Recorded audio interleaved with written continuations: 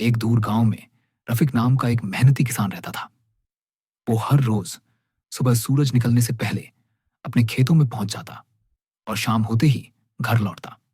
उसके खेत गांव से कुछ दूर एक सुनसान जगह पर थे, जहां एक पुराना कुआं भी था।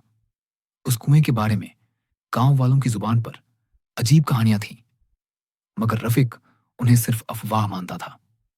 वो अक्सर कहता, जिन भूत डरपोक लोगों को डराते हैं, मैं तो मेहनत करता हूं, मुझे क्या डर। लेकिन एक ठंडी रात ने उसकी सोच हमेशा के लिए बदल दी। उस दिन खेत में थोड़ा ज्यादा काम था, इसलिए रफीक देर तक रुका रहा। सूरज डूब चुका था, कोहरा चारों ओर फैल चुका था और खेतों में एक अजीब सी खामोशी छा गई थी। तभी रफीक को महसूस हुआ जैसे कोई उसके पास से गुजरा हो।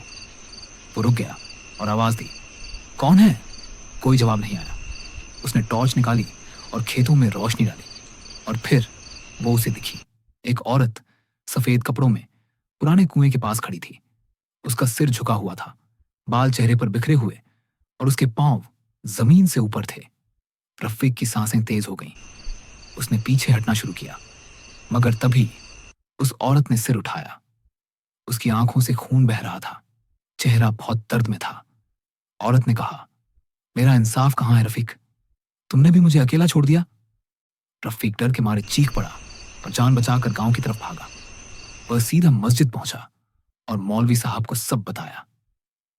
मौलवी साहब ने लंबी सांस ली और कहा, वो औरत जैनब थी।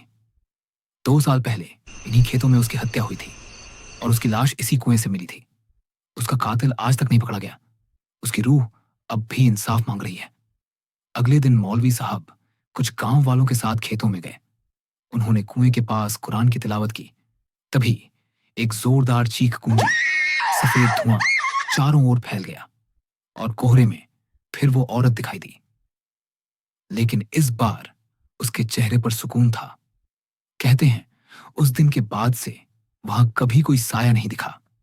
मगर आज भी जब कोहरा छा जाता है, लोग उस कुएं के पास से नहीं गुजरते, क्योंकि साए कभी मरते नहीं, बस छुप जाते हैं।